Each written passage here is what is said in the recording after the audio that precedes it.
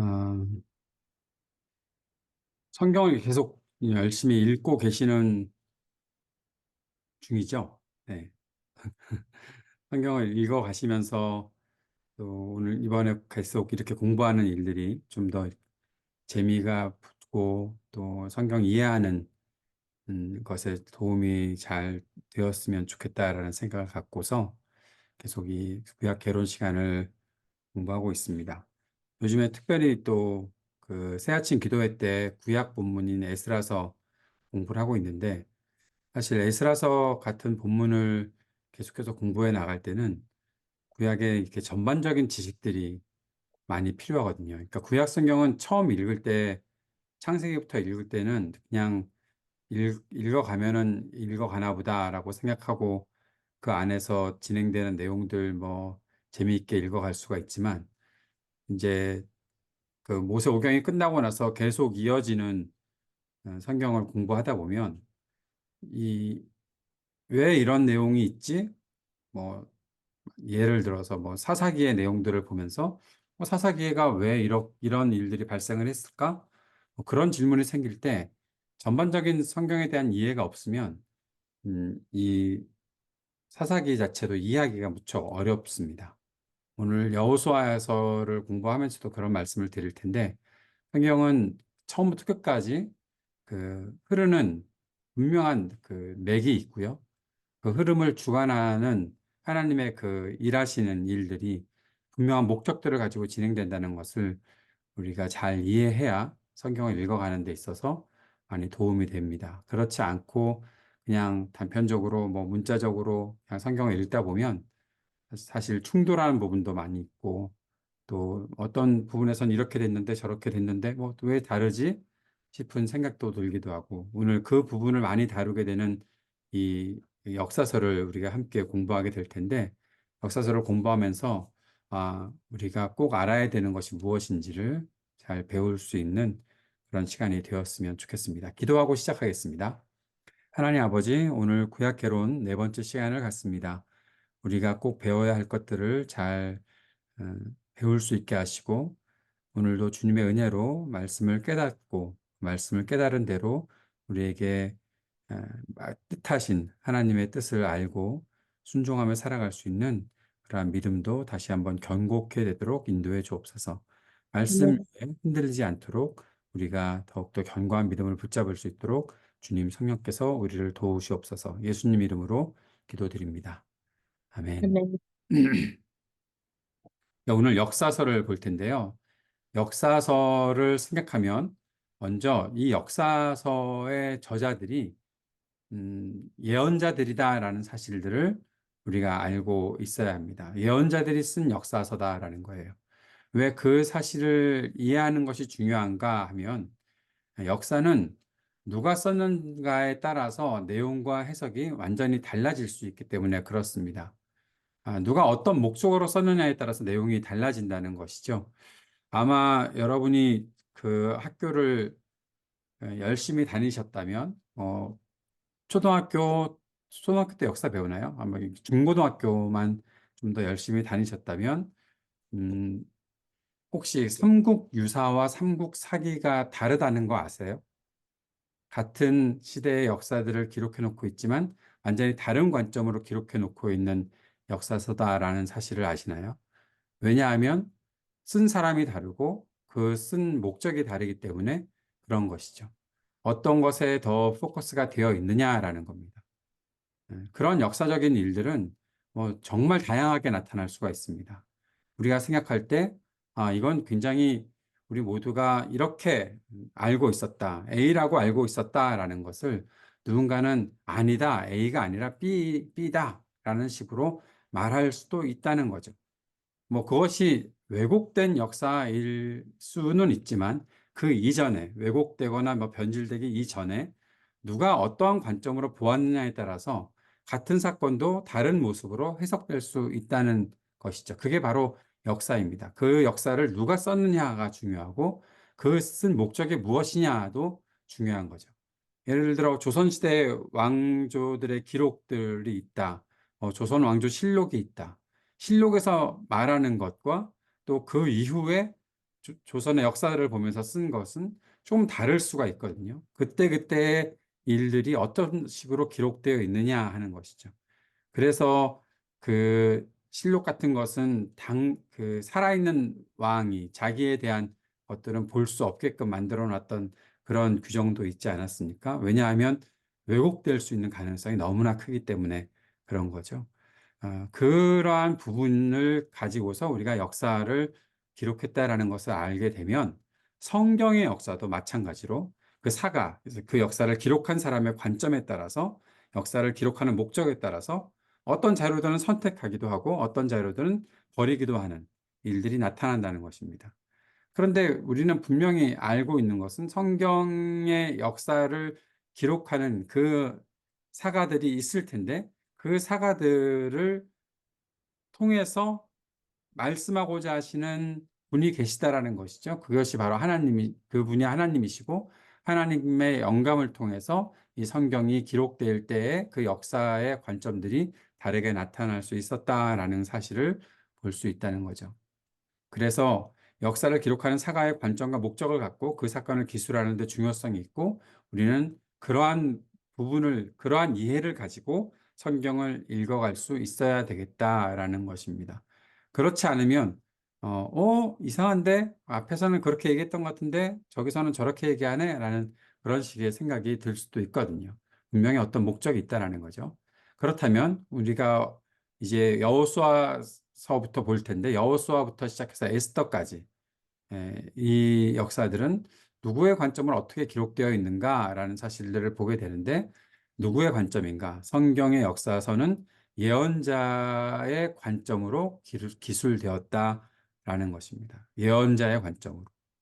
굉장히 중요한 이야기입니다. 예언자는 하나님의 말씀을 받아서 전하는 사람들입니다. 그러한 사람들의 관점으로 기술되었다라는 거죠. 그래서 역사서에 해당하는 성경을 유대인들은 예언서라고 불렀습니다. 예언자들이 기록했다라고 해서 예언서라고 불렀던 것입니다. 이게 예언서 그러면 우리가 또 이런 이해를 하고 계시는 분들이 계실지 모르는데 예언서 앞에 있는 일들을 예언하는 것 성경에서 말하는 예언이라는 것은 앞일을 예측해서 말하는 것이 아니라요. 그것은 예언. 그러니까 내가 받은 말씀을 전달하는 거예요. 그러니까 내가 받은 말씀을 전달하는 것을 예언이라고 합니다. 예언자들이 다시 말하면 선지자들이죠. 우리가 보통 말할 때 선지자라고 얘기하죠. 그 선지자들이 하나님께서 주신 말씀을 받아서 전달하는 거죠. 그 예자를 보통 우리 예금 뭐 할 때 은행에서 예금을 한다, 내가 맡긴다라고 말할 때 쓰는 예자거든요. 그 예자를 써서 하나님께서 나에게 맡기신 말씀, 누구에게 전하라고 하신 말씀을 받아서 전하는 사람들을 가리켜 예언자들이라고 했고, 그들이 기록하고 있는 성경이기에 유대인들은 그 성경을 역사서 자체도 예언서라고 불렀다라는 것을 볼 수가 있습니다. 유대인들의 성경을 다시 한번 전에도 한번 잠시 공부했었는데 그것을 공부해 보면 유대인들의 성경은 세 개의 장르로 나눈다고 말씀을 드렸었지요. 하나는 토라, 그리고 또 하나는 예언서, 그리고 또 하나는 성문서라는 겁니다. 지금 말씀드리는 유대인들의 성경은 우리가 갖고 있는 성경이 아니라 39권으로 되어 있는 창세기부터 시작해서 나와 쭉 말라기까지 있는 그 성경, 우리가 갖고 있는 성경이 아니라 유대인들이 보는 성경을 말해요. 히브리어로 기록되어 있는 성경. 그것은 세 가지로 나타나 있죠. 그것이 이제 토라, 예언서, 성문서인데 토라는 잘 알고 계시듯이 창세기부터 창세기, 출애굽기, 레위기, 민수기, 신명기 5권을 가리켜서 토라라고 얘기합니다. 어, 이제 공부를 좀 하신 분들은 토라 그러면 그건 창세기부터 신명기까지 5권을 말한다고 보시면 되겠고요. 우리는 보통 이것을 모세 오경이라고 말을 하지요. 유대인들은 토라라고 말합니다. 두 번째는 예언서인데 예언서는 8권인데요. 예언서 8권은 전기 예언서와 후기 예언서로 나뉘어집니다. 전기 예언서는 어떤 것이 있냐면 여호수아, 사사기, 사무엘기, 열왕기. 우리는 사무엘 상하, 열왕기 상하라고 나누는데 원래 이것은 상하로 나누는 것은 전에 우리 공부했던 것처럼 70인경을 만들 때 70인경제 히브리어로 기록되어 있는 성경을 헬라어로 번역을 하는 실시빈경이 만들어질 때에 구별을 다 했다라고 말씀드렸었죠. 그래서 전기 예언서를 여호수아, 사사기, 사무엘기, 열왕기를 말하고 있는 거고요. 그리고 후기 예언서라고 하면 이사야, 예레미야, 에스겔, 그리고 소예언서, 호세아부터 말라기까지를 가리키고 있습니다. 예언서에 왜 다니엘이 빠져 있나? 다니엘은 성문서에 속합니다. 이 히브리 성경, 히브리 사람들, 유대인들이 가지고 있는 히브리 성경에 따르면 다니엘서 같은 거는 성문서에 속해 있습니다. 시편, 욥기, 룻기, 잠언, 아가, 전도서, 예레미야, 애가죠. 그리고 에스더, 다니엘, 그리고 에스라, 느헤미야, 역대기. 에스라, 느헤미야가 한 책입니다. 원래 유대인들이 갖고 있는 히브리 성경에는. 그리고 역대기도 역대상하가 한꺼번에 나타나 있는 것이고요. 특별한 것은 다니엘이 예언서가 아니네 라는 거에 성문서로 들어가 있는 그런 성경으로 나뉘어져 있는 것을 볼 수 있습니다. 자, 지금 제가 말씀드린 거는 유대인들이 가지고 있는 성경을 가르쳐 말씀드린 것인데 왜 이걸 얘기하나 하면 유대인들이 말할 때의 역사서는 어, 원래 그들은 예언사라고 불렀다라는 것을 설명하다가 혹시 처음에 우리가 같이 공부하지 못한 분들을 위해서 이 부분을 다시 한번 살짝 다루어 보았습니다. 복습하듯이요. 역사서는 역시 어떠한 것보다 왕조의 역사를 기록하는 것이 우선이 되지요. 왕조의 역사들이 쭉 기록되어 있는 것들을 볼 수가 있습니다. 그렇다면 사무엘 상하, 열왕기 상하에 등장하는 이스라엘 공동체를 다스리는 왕은 42명이 다 나타나 있는데요. 이 42명을 기록했을 때에 우리의 모든 관심은 어디에 있죠? 이 왕들이 어떤 평가를 받느냐라는 거죠. 왕들에 대한 평가, 왕들이 좋은 왕이냐, 나쁜 왕이냐, 잘한 왕이냐, 잘못한 왕이냐, 거기에 대한 평가를 내리게 되는 것이죠. 그런데 보통 세상의 왕들에 대한 평가는 어떻게 내리죠? 정치? 그가 정치를 잘해서 나라가 안정이 됐느냐? 경제가 얼마나 발전했느냐? 군사력을 가지고서 다른 나라의 어떠한 침략들을 잘 막아낼 수 있었느냐 등등을 가지고서 왕들에 대한 평가를 하지요. 그런데 성경의 역사에서는 예언자의 관점으로 기술되었다는 것을 우리가 알아야 합니다. 좀 전에 말씀드렸습니다. 예언자는 앞일을 예측해서 말하는 사람이 아니라 하나님께로부터 받은 말씀을 사람들에게 전하는 사람을 예언자라고 말하고 그들이 하나님께로부터 받은 말씀을 가지고서 이들을 평가하고 있는 것이죠. 역사서는 그 예언자들이 기록한 것으로 보는데 그 예언자들의 기록에 있어서 42명의 이스라엘 왕들을 가리켜서 그는 악했다, 그는 선했다.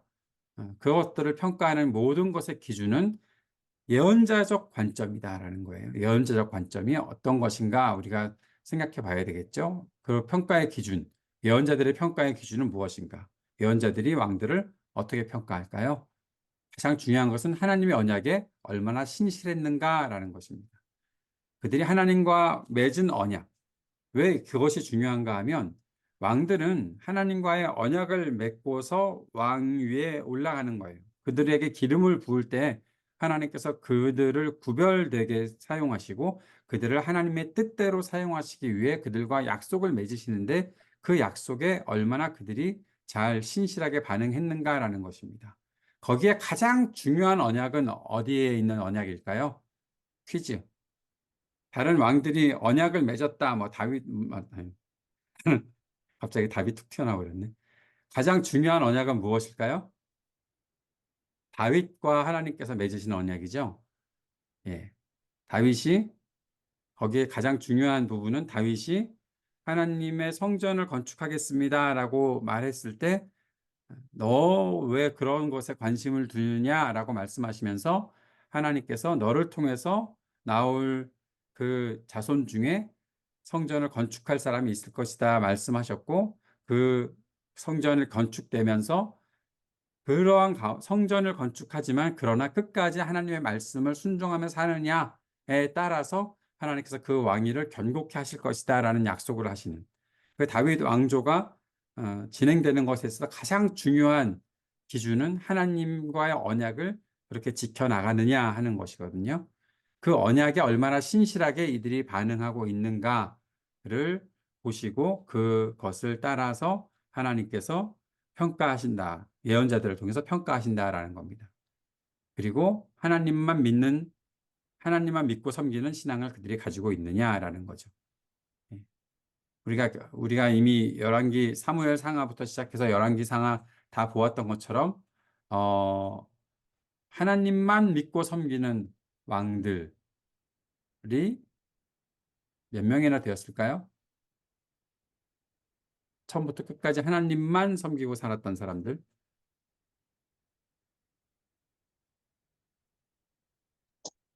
좀 이따 다 얘기할 것 같으니까 말씀 안 하시는 거죠? 네. 마이크를 닫고 계시니까 말씀 안 하시는 것 같은데. 다음 주에는 퀴즈를 할까? 네. 아무튼 좀 이따 나옵니다. 네. 하나님만 믿고 섬기는 신앙을 갖고 있느냐? 하나님과 언약에 얼마나 신실했느냐? 이것이 이스라엘 왕들에 대한 평가 기준이라는 것입니다.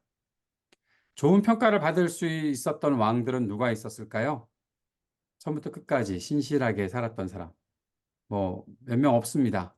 다윗, 다윗, 야, 히스기야, 네, 요시야. 세 명밖에 없습니다. 사실 그 외의 왕들은 모르겠습니다. 우리가 그동안에 성경 쭉 읽어가고 공부하면서 생각했던 것이 어떤 부분이었죠? 그들이 여호와 보시기에 정직하게 행하였으나라고 끝나면서 그 벗이 들어간다는 거. 하나님께서 보시기에 정직하게 행한 것 같았는데 뭔가 또 모자란 것이 있었어. 하나님께서 보시기에 정직하게 행하는 것 같았는데 마지막에 달라졌다라는 거죠. 예, 그 외의 왕들은 다 그렇게 있었다라는 것을 보게 됩니다. 그러나 그럼에도 불구하고 우리가 좀 전에 언급했던 다윗, 히스기야, 요시야. 히스기야가 막판에 약간 좀 뭔가 좀 하나님께 좀 실망을 안겨드린 것 같은 모습을 보이긴 했으나 뭐 그럼에도 불구하고 히스기야도 열심히 하나님을 잘 섬겼던 사람이고 제가 지난번에 열왕기 하면서 가장 크게 반했던 인물 뭐 너무 그래서 제가 아마 새벽 설교 때 그 새아침 기도회 설교 때 그런 말씀 드렸는데 어, 아들을 낳으면 이름을 요시아라고 하고 싶다라고. 예, 나중에 제가 손자를 낳으면 요시아라고 이름을 정할지도 모르겠습니다만 아무튼 요시아라는 인물을 완전히 정말 다시 보게 된. 왜 그랬나 하면 그는 정말 철저하게 하나님 말씀을 지켰거든요.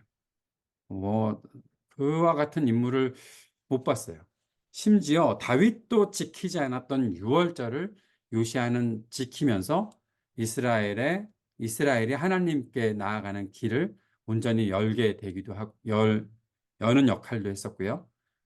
심지어 예루살렘만이 아니라 사마리아까지 가서 북이스라엘에 있는 산당들도 다 제거해버리는 일들을 했었던 사람이 요시아였다라는 겁니다. 근데 그가 왜 그런 일을 할 수 있었다고요? 네. 제가 계속해서 강조했던 것은 그가 하나님 말씀을 읽었기 때문에, 율법을 읽었기 때문에.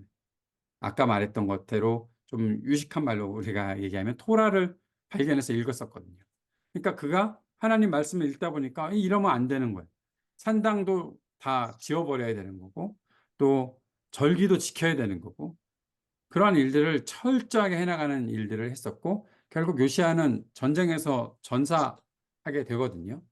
왜냐하면 이집트와 싸우려고 했기 때문에 이집트를 의지하지 말라고 말씀하신 하나님의 말씀을 지키려고 했었기 때문에 결국 이집트 왕 누구였죠? 바로 느고에게 살해를 당하게 되는 그러한 비참한 최후를 맞기도 했지만 그러나 그의 죽음을 가리켜서 누구 하나 뭐 그가 잘못해서 벌받아서 죽었다라고 얘기를 하지 않습니다. 철저하게 하나님 말씀을 지키려고 하다가 그렇게 죽었던 왕이 요시아였다라는 것이죠. 사실 제 개인적인 평가로 따지면 히스기야는 요시아에게 못 미치는 것 같아요. 다윗도 뭔가 조금 그래요. 요시아가 참 아주 어릴 때 왕위에 올랐지만 그가 잘 배웠고 배운 대로 하려고. 그런데 그 중심에는 하나님의 말씀을 읽고서 배우고서 그렇게 변화되는 모습을 가져왔다라는 사실을 말해주고 있는 것을 우리가 최근에 보았었습니다. 그러면 우리가 질문이 생기게 되는 거죠. 어, 왜 우상 타파가 그렇게 어려운가라는 거죠. 우상을 타파하고 살아가는 것이 그렇게 어려운 이유는 무엇일까? 네. 우상을 타파하고 척결하는 것이 정말 어려웠는데 우리가 역사서 우리가 이제 열왕기 상하를 쭉 공부했던 푸른나무 교인들이라면 참 그 속에 남아 있었던 산당에 대한 어떠한 그 지워지지 않는 계속 남아 있는 산당들. 네, 좀 이따가 우리가 배울 거거든요. 산당에 대해서 다시 왜 산당이 그렇게 남아 있을 수밖에 없었는지도 우리가 이제 배우게 되는데 아, 그것이 정말 어려웠다는 거죠. 근데 기본적으로 좀 영적인 해석을 해나가면 이스라엘은 가난하게 살더라도 하나님만 믿고 사는 삶보다 우상을 숭배해도 부유하게 사는 삶을 선택했다는 거예요. 결국 이스라엘 공동체 안에 하나님과 우상을 겸하여 섬기는 우상 숭배가 만연하게 되었다는 것이죠. 이것을 타파하지 못하는 거예요. 내가 하나님만 섬기며 살면 가난해질 것 같아.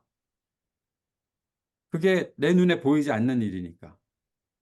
그냥 경험치로 따지면 하나님만 섬기면 가난해질 것 같아.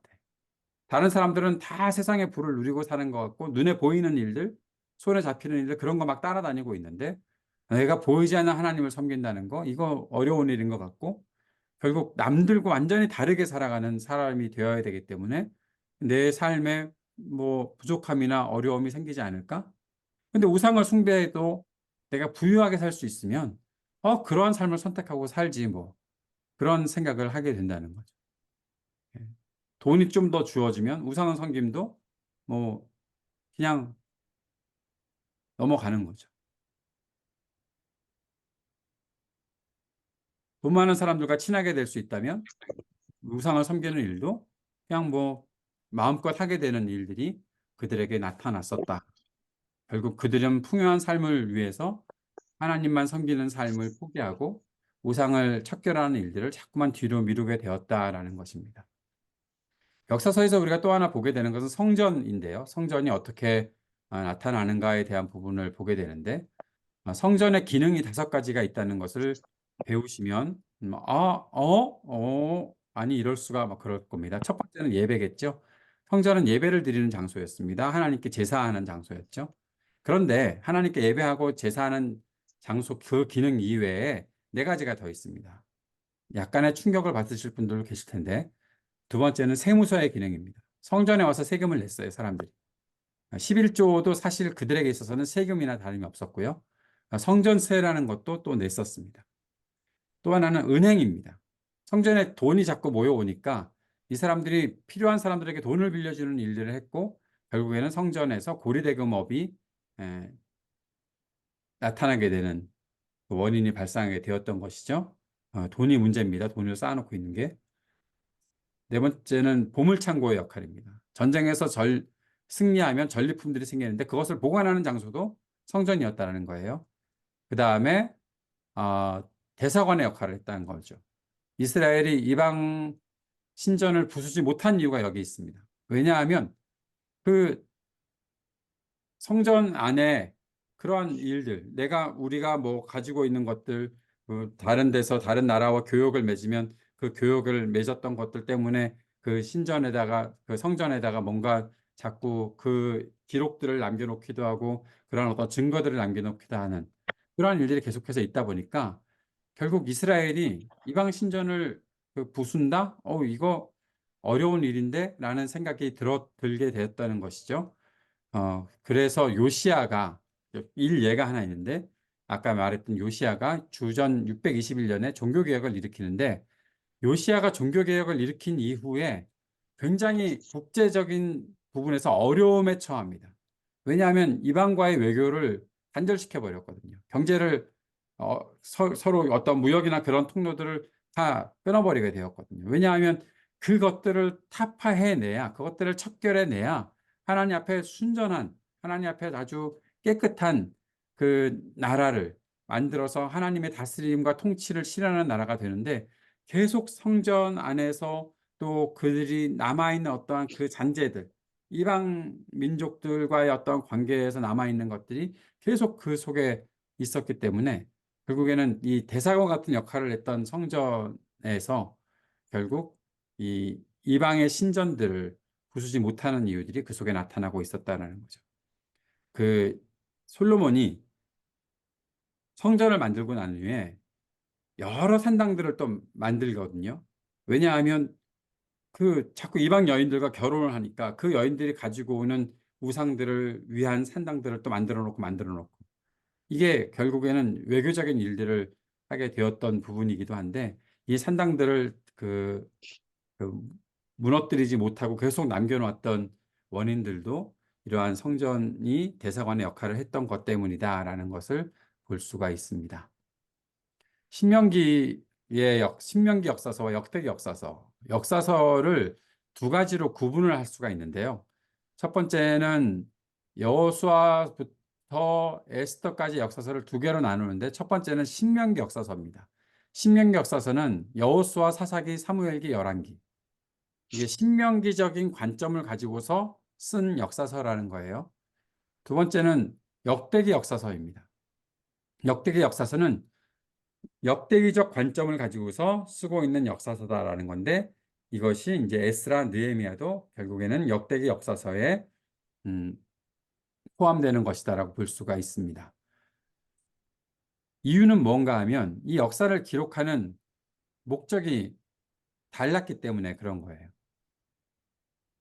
자, 그 어떤 목적이 달랐을까? 왜 신명기 역사서, 신명기적 관점을 가지고 쓰는 역사서인 여호수아, 사사기, 사무엘기, 열왕기, 이것과 역대기 역사서에서 역대기, 에스라, 느헤미야 갖고 있는 관점이 어떻게 다른가? 그것을 잠시 배워보겠습니다. 음, 예를 들어 열왕기 같은 것은 이제 신명기 역사서인데요. 열왕기 상하, 열왕기서는 이 신명기 역사서의 중심인데 과거 반성이 목적입니다. 신명기 역사서는 바빌로니아 포로기에 기술되기 시작해서 완성된 책들입니다.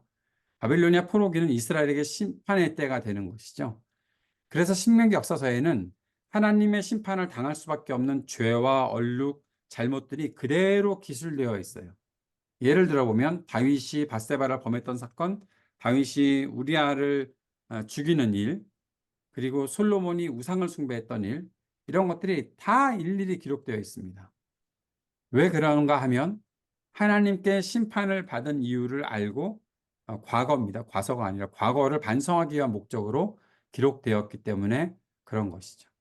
우리가 이렇게 살았기 때문에, 이렇게 잘못했기 때문에 이 바빌로니아 포로로 끌려온 것이다 라는 것들을 말해주고 있는 거예요. 지금 우리가 바벨론의 포로 생활을 하는 것은 우리에게 말씀하시는 하나님의 말씀을 듣지 않았고, 우리 안에 이렇게 우리를 어렵게 만드는 죄악들이 있었기 때문에 이러한 일들이 나타났다라는 것들을 보면서 그 과거를 반성하기 위해서 쓴 목적이 있다라는 겁니다. 그렇다면 이제 역대기 역사서라고 말하는 것은 어떠한 것이 중요한가? 이 미래를 건설하는 것이 목적이라는 거죠.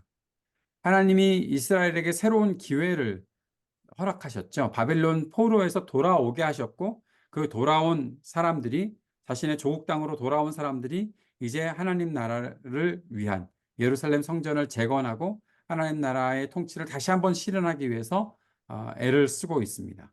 그것을 지금 우리 에스라서를 요즘 계속 새아침 기도회 때 묵상하면서 배워가고 있지요. 하나님께서 페르시아 왕 고레스를 통해서 그들이 조국 땅인 예루살렘으로 돌아오게 하셨지요.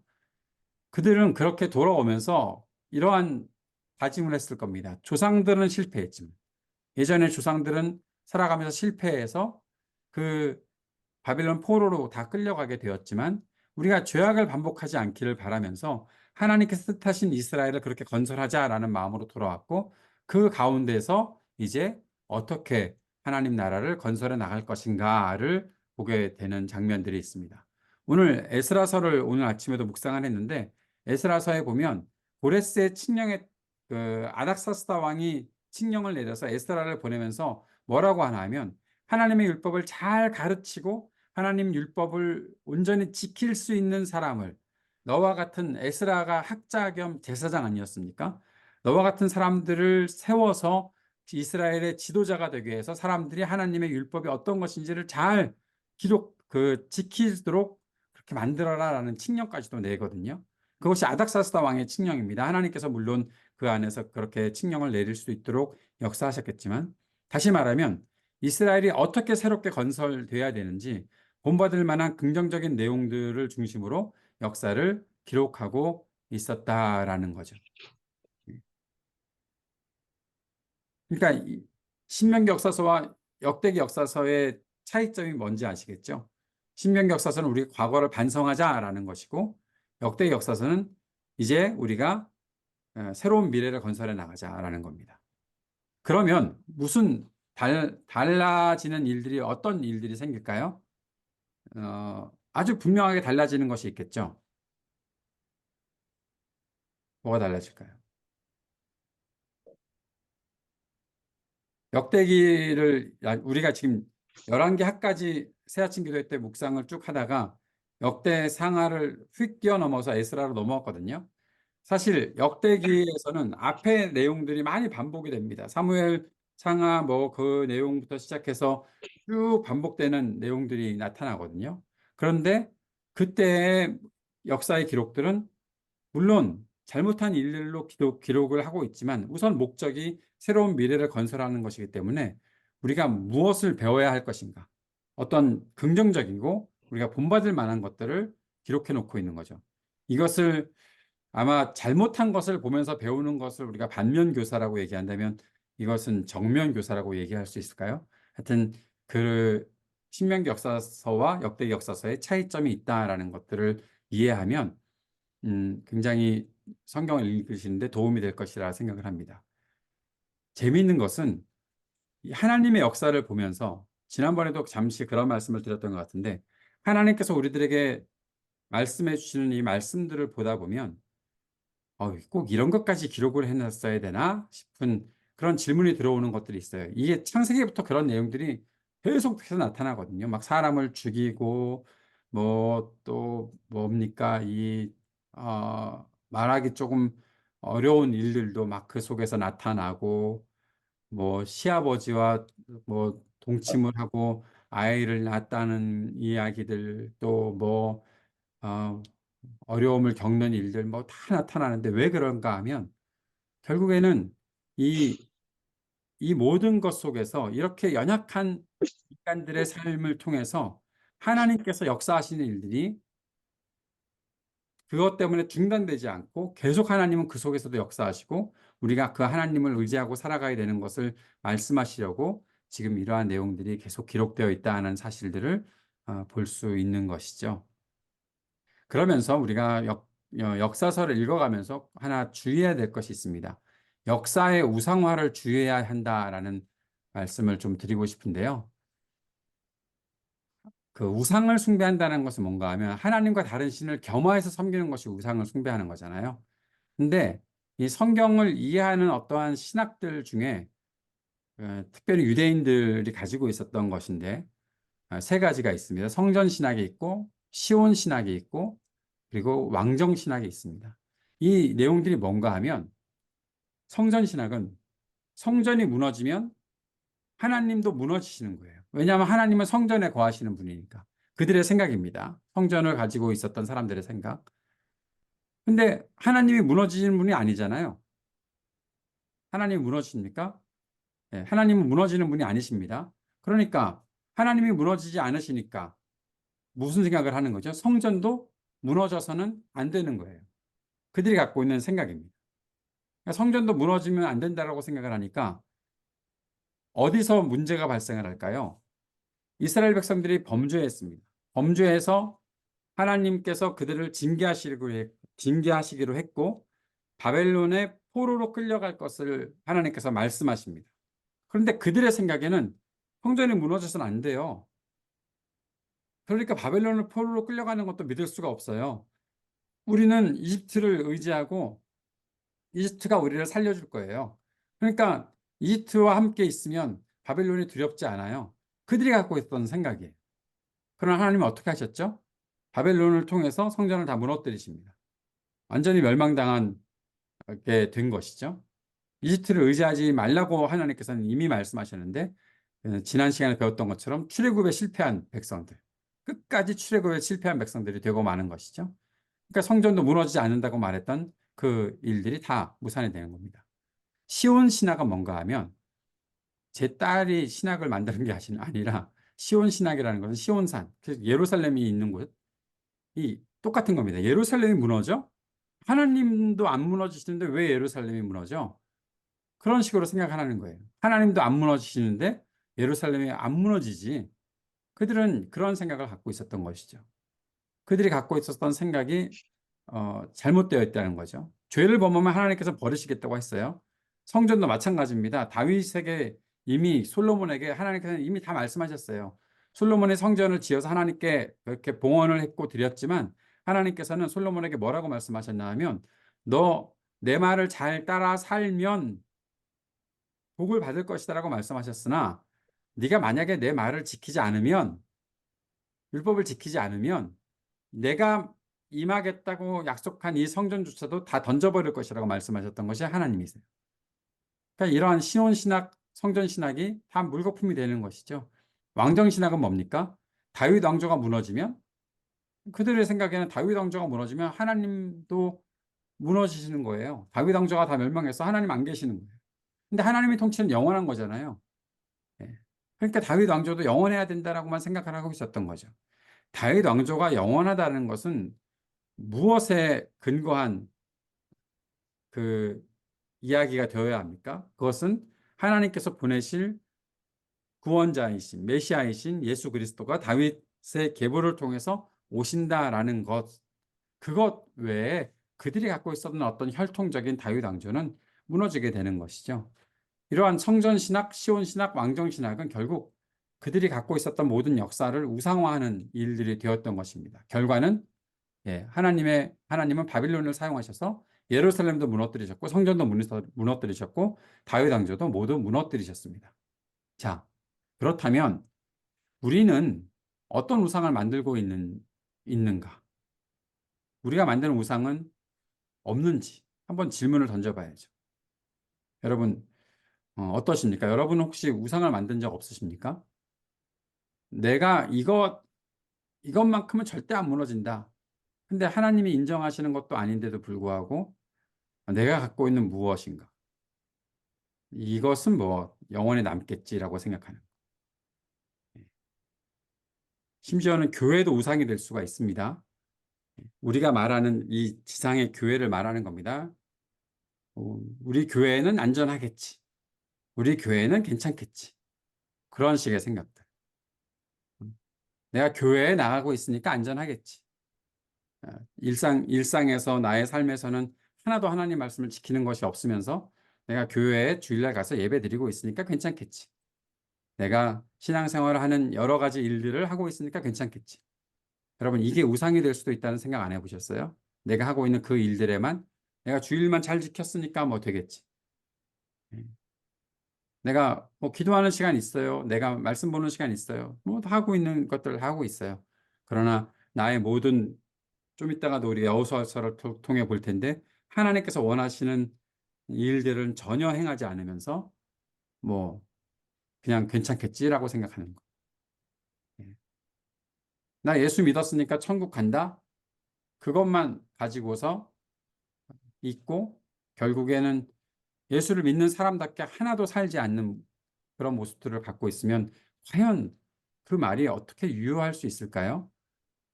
그것은 한번 우리가 정말 진지하게 질문을 던져 보아야 합니다. 우리가 만드는 우상은 없습니까? 내가 만든 신 따로 없습니까? 팀 켈러 목사님이 쓰신 책 중에 내가 만든 신, 여기 어디 있는데? 어디다 치웠나 봅니다. 예. 내가 만든 신. 이게 무슨 내용인가 하면, 결국에는 나는 하나님의 말씀을 잘 지키고 있다고 생각하는데, 내가 생각하는 대로만, 예, 하나님께서 정말 뜻하신 것이 무엇인지 모르고 산다면, 그것은 우리가 또 하나의 우상을 만들어가는 일이 될 수도 있겠다라는 것입니다. 자, 이제 여호수아서를 들어가 보겠습니다. 여호수아서를 보면 여호수아서는 그 가나안 땅 정복에 대한 이야기입니다. 지난번에 한번 설명을 드렸어요. 우리 앞에서 설명을 드렸던 것이 있는데 하나님께서 땅에 거주하시도록 기회를 주신 백성은 하나님께 납부해야 할 임대료가 있다라는 말씀을 드렸던 거 기억나십니까?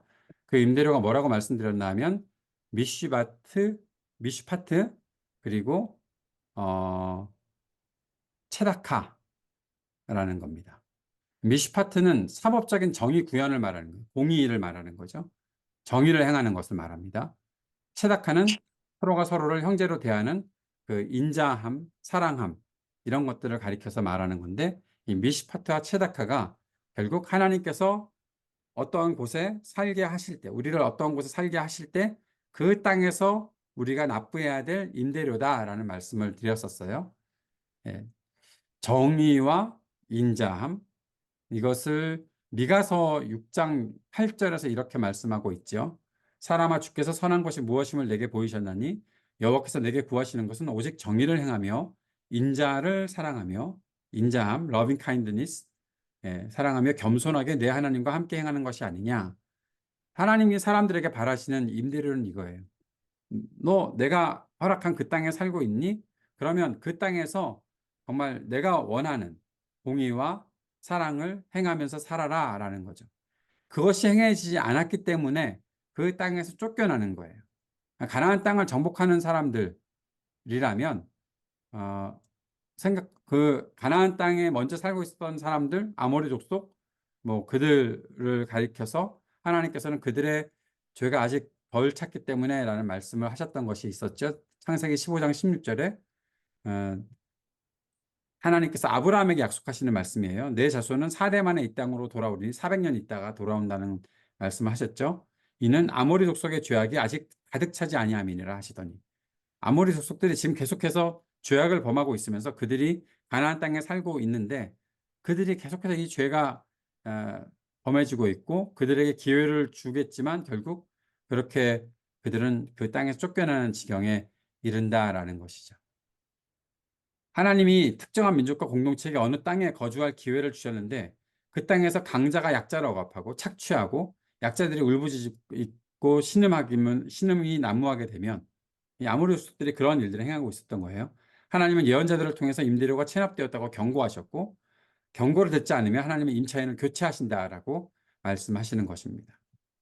이스라엘도 마찬가지예요. 이스라엘이 가나안 땅을 정복하고 들어가서 그 땅에서 살게 되는 것이 뭐 그들이 갖고 있는 특권 같지만 그들도 마찬가지로 하나님의 경고를 들었습니다. 결국 하나님의 경고를 무시하고 살았던 그들은 그 땅에서 쫓겨나게 되는 것이죠. 이 똑같은 역사를 그들이 경험하게 되는 것이었습니다. 그래서는 안 됐을 텐데 말이죠. 그렇다면 가나안 땅에 정착하는 것을 무엇으로 보아야 하나? 그것은 구원의 완성이 아니라 구원의 시작이다라는 거죠. 왜 이런 말씀을 드리냐면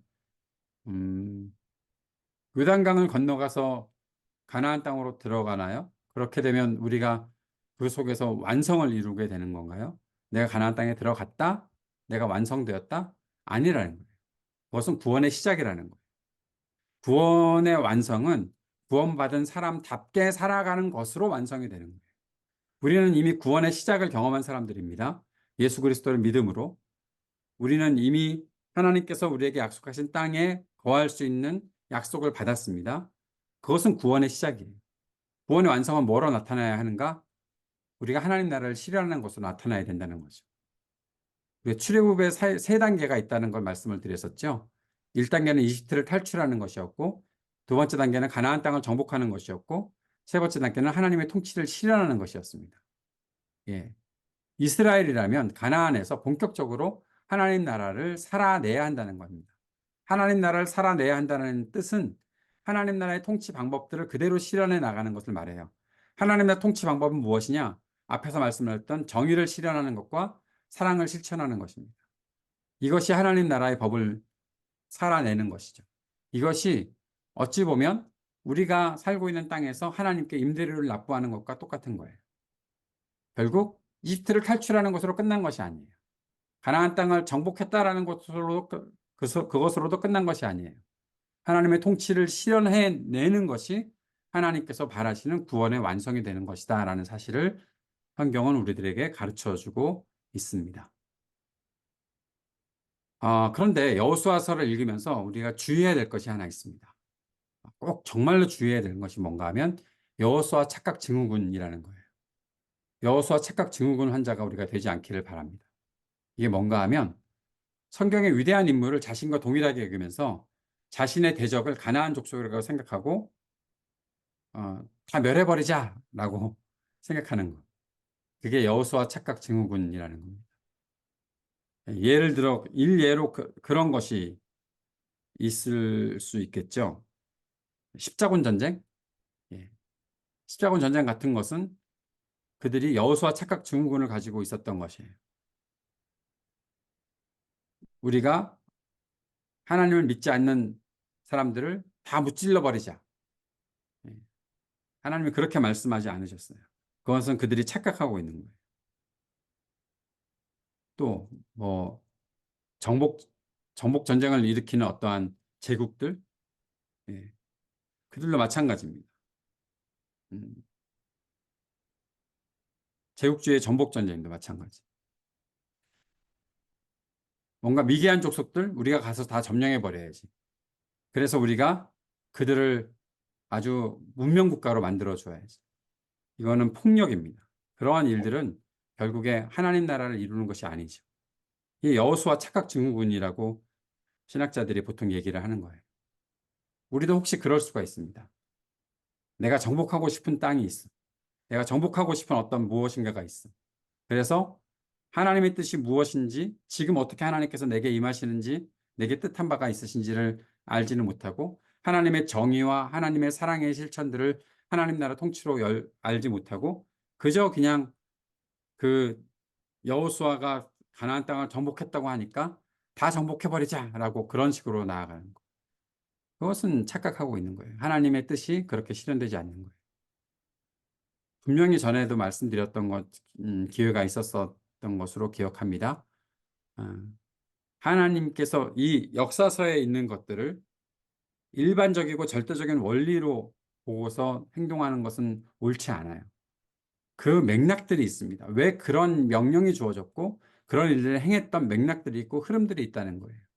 그것을 이해하지 못하면 우리는 큰 착각에 빠져서 성경을 아주 왜곡시켜서 생각할 수 있는 그런 위험에 빠지게 된다는 것을 꼭 생각해야 하는 것입니다. 여호수아서를 조금 더 자세히 살펴보면 여호수아서는 1장부터 12장까지는 가나안 땅 정복에 대한 이야기가 나타나 있고 13장부터 22장까지는 땅 분배에 대한 내용들이 나타나 있고 23장부터 24장은 여호수아의 고별 설교가 나타나 있습니다. 그런데 여호수아서에서 재밌는 것 우리가 생각해야 될 것이 있습니다. 첫 번째는 여호수아서 5장 13절 말씀인데요. 여호수아가 여리고에 가까이 이르렀을 때 눈을 들어 본즉 한 사람이 칼을 빼어 손에 들고 마주 서 있는지라. 여호수아가 나아가서 그에게 묻되 너는 우리를 위하느냐 우리의 적들을 위하느냐 라고 물어보죠. 이게 무슨 뜻인가 하면 너 우리 편이냐 그 적들의 편이냐 라고 물어보는 겁니다. 이 사람이 누구죠? 네, 군대 장관이었죠. 여호수아가 여호와의 군대 장관을 만났던 것이죠. 그런데 여호수아의 질문이 재밌습니다. 너 우리 편이냐 적들의 편이냐? 예. 근데 이 질문은 사실 하나님께서 우리 백성들에게 하셔야 되는 질문이에요. 예. 너 나의 편이냐? 라는 하나님께서 그렇게 묻고 계시는 거죠. 너는 나의 편이냐? 하나님의 편이 되어야 하나님께서 이스라엘의 편이 되어 주시는 거죠. 이스라엘이 하나님 편에 서지 않으면 하나님이 이스라엘의 편이 되지 않으십니다. 나중에 여호수아가 고별 설교를 하면서 이러한 질문을 던지죠. 하나님의 편에 설 사람들, 하나님 편에 서지 않을 사람들. 그 어떤 것으로 갈라지는 거죠? 하나님 말씀을 온전히 믿고 순종하며 살아갈 것이냐라는 것을 묻고 있는 것이죠. 예. 하나님의 그 군대 장관이 나타나는데 너 나의 편이냐? 아, 하나님께서는 다시 물으시는 거죠. 너는 하나님의 편이냐? 나의 편이냐? 여러분에게 그렇게 하나님께서 질문하시면 여러분은 하나님의 편이십니까? 네, 네. 이렇게 마이크 열고 대답해 주셔서 너무너무 감사합니다. 네, 하나님 편이에요. 네, 아멘. 네, 우리는 하나님 편에 서는 것이 먼저가 되어야 되는 거죠. 우리가 맨날 하나님께 기도하면서 뭐라고 기도합니까? 하나님 내 편이 되어 달라고 기도하잖아요. 내 편이 되어. 누군가 꼭 싸우는 것 같죠? 예. 하나님 내 편이 되어 주셔야 돼요. 언제나 하나님이 내 편이 되어 주셔야 돼요. 그런데 하나님께서 우리들에게 먼저 물어보시는 거예요. 넌 나의 편이냐? 아멘, 꼭 하나님의 편에 설 수 있기를 바랍니다. 예. 아멘, 가나안 땅 분배. 이게 재밌는 이야기가 여기 또 있습니다. 가나안 땅을 분배하는 거. 땅을 분배하려면 사실 가서 그 자기들에게 맡겨진 땅들을 다 정복해야 하면 되는 거 아니겠습니까? 그런데 이 여호수아서에는 이 백성들이 땅을 정복하지 못하고 있어요. 왜냐하면 용기를 내지 못하는 거예요. 싸워야 되는데 용기를 내지 못하는 거예요. 왜 용기가 나지 않을까요? 겁이 나는 거죠. 겁이 나니까 땅을 차지하지 못하고 있는 거예요. 싸우지도 못하고. 나중에 우리가 읽다 보면 사사기 예전에 한번 읽었었나요? 사사기에 보면 결국에는 아직 안 읽었을 거예요. 사사기에 보면 결국에는 남겨놔요. 또 남겨놓고 또 남겨놓고 또 남겨놓고 하는 거예요. 다 정복하지 못해요. 다 몰아내려고 하셨는데 다 몰아내지 않아요. 왜냐하면 귀찮으니까. 대충 그냥 그들과 평화 조약을 맺고 살면 되는데 하나님께서는 이미 말씀하셨어요. 그들과 조약을 맺지 말라. 하여튼 여호수아서에서 여호수아는 볼 때 용기를 내지 못하는 이스라엘을 보면서 특단의 조치를 취합니다. 어떤 것인가 하면 아직 땅을 차지하지 못한 지파가 7지파가 있었어요. 그 7지파에게 대표를 3명씩 내라 해서 그들이 3명씩 나와요. 21명이 나와요. 그래서 그들에게 너희들 갖고 싶은 땅의 지도를 그려와 라고 명령을 합니다. 그래서 희망의 땅을 지도상에서 그림을 가지고서 분배를 해요. 그런데 이것이 분배가 다 된 게 아니에요. 왜냐하면 그 땅을 차지하기 위해서 싸울 권리를 주는 거예요. 너희들 그 땅을 차지하려면 싸워라. 그 그림을 그려놓고 그 땅을 차지하기 위해서 싸워라 라고 얘기하는 거죠. 지도상에 그려진 땅을 차지하기 위해 차지하기 위해 뭐 갑자기 이렇게 오타가 나오나? 예, 싸워야 하는데 땅을 온전히 정복하지 못하게 된 것이 그들의 모습이었던 것입니다. 그런데 아주 재밌는 구절이 있어요. 여호수아서 19장 47절에 그런데 단 자손의 경계는 더욱 확장되었으니 이는 단 자손이 올라가서 레셈과 싸워 그것을 점령하여 칼날로 치고 그것을 차지하여 거기 거주하였습니다. 그들의 조상 단의 이름을 따서 레셈을 단이라 하였다라는 장면이 나타나 있습니다. 그런데 여기서 이 땅 단 자손의 단이면은 북쪽이잖아요. 우리가 보통 단에 단에서 부엘세바까지라고 얘기하잖아요. 그것은 그 이스라엘의 북쪽부터 남쪽 끝까지라고 말할 때 썼는데 그래서 단이 결국엔 단 지파가 북쪽을 차지하게 되었다라고 말을 하는데 성경을 읽다 보면 이 단 지파가 원래 그렸던 땅이 있어요. 원했던 땅이 있어요. 거기가 가나안의 중부 지방이었어요. 근데 가나안 땅의 중부지방으로 들어가려고 했더니 그 땅에 사람들이 만만치가 않아요. 더군다나 그 땅의 그 국경 경계선을 보면 옆에 누가 살고 있나 하면 블레셋이 살고 있어요. 이 블레셋과 계속 충돌이 일어날 것들을 예상을 하고 단 지파가 그 땅을 정복하는 것을 포기해 버려요. 이 왜 블레셋이 무섭거든요. 블레셋은 보통 사람들이 아닙니다. 이 이스라엘은 당시에 청동기 문명을 가지고 있었는데 이 블레셋은 철기 문명을 갖고 있었어요. 그러니까 철기랑 청동기랑 싸워서 이게 말이 안 되잖아요. 여러분 고조선 시대 아시잖아요. 그 뭡니까? 모팔모가 나타나서 그 철검을 만들어 왔습니다. 뭐 하는 거 옛날에 기억나십니까? 주몽이라는 그 드라마에서 철기 문명이 굉장히 그렇게 강했던 것이었는데 이 당시가 바로 그러한 때였고 단 지파는 블레셋까지 있어? 여기 그 중부지방 싸우기 어려워. 안 해. 그래서 만만한 곳들을 찾아가다 보니까 레셈이 살고 있었던 북쪽을 가는 거예요. 북쪽에 가서 그들과 싸워서 그 땅을 차지하게 되었던 거죠. 그러니까 여기 나오는 이 더욱 확장되어라는 단어로 번역되어 있는 것은 사실 확장된 것이 아니라 땅을 차지하는데 어려움을 겪었다. 결국에는 자기들이 원래 가지고 있었던 계획했던 땅이 아닌 북쪽 땅을 가게 되었다라는 말로 나타나 있는 장면입니다. 이게 흥미로운 것은 하나님께서 분명히 그들을 이기게 하실 거잖아요. 약속한 땅을 주시겠다고 하셨으니까. 근데 이들이 정복하지 못하는 것, 무서워서 정복하지 못하는 것, 이 모든 것의 이유에는 하나님에 대한 믿음이 없었다는 것을 말해주고 있는 것이죠. 이렇게 계속 실패가 쌓이고 쌓이고 쌓이고 있습니다. 그래서 이제 우리가 다음 주에 사사기를 보다 보면 그 일들이, 왜 그 암흑 시대가 왔는지 충분히 알 수 있는 그 일들이 있을 겁니다. 레위인들의 성읍에 대해서 우리가 꼭 짚고 넘어가야 되겠죠. 어, 여호수아 21장 3절에 보면 이스라엘 자손이 여호와의 명령을 따라 자기의 기업에서 이 성읍들과 그 목초지를 레위 사람들에게 주니라라고 말하고 있습니다. 레위인들이 받은 그 성읍이 있는데 48개의 성읍을 받았어요. 12지파에게 한 지파당 4개씩 동 동서남 동서 여러분 보시기에 어떻게 돼야 되나? 동서남북 이렇게 해야 되나? 하여튼 그 동서남북 각 지파당 동서남북에 4개씩의 성읍을 레위 지파에게 주었습니다. 레위 지파는 땅을 분배받지는 않았어요.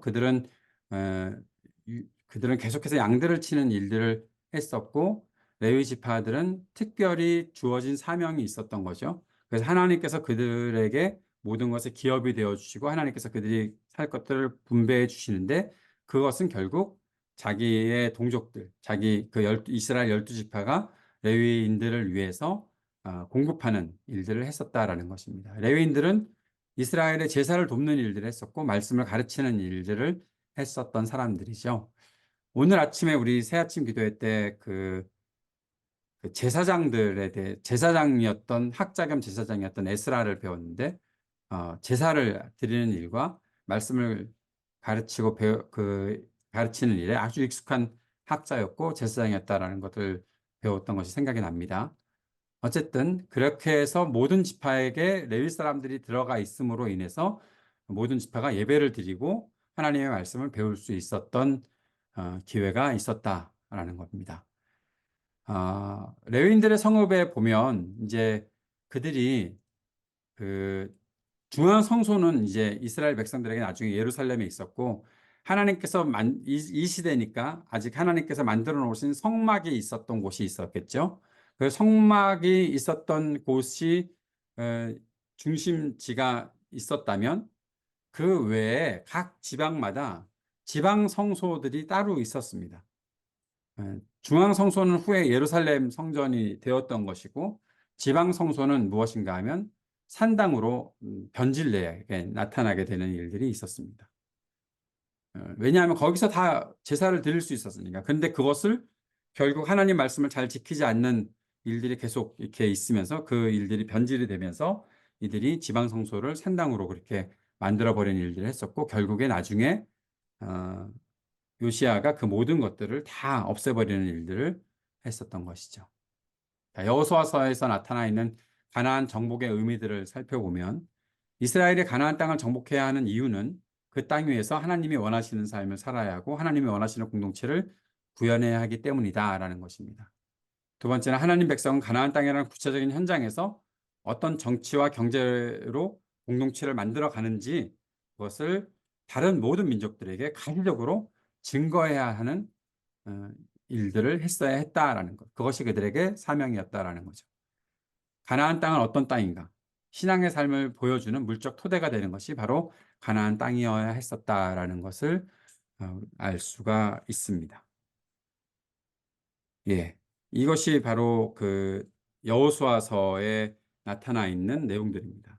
세상 사람들이 이 만몬의 권력과 그런 것들을 숭배하고 또 만몬, 또 뭐 돈이죠. 돈을 숭배하고 권력을 숭배하지만 또 자신의 이기심과 욕망의 지배를 받지만 하나님의 백성들은 하나님을 믿는 사람들은 그 가운데 그렇게 사는 사람들 가운데서 어떻게 살아야 하는지 예, 그들에게 보여줘야 되는 거죠.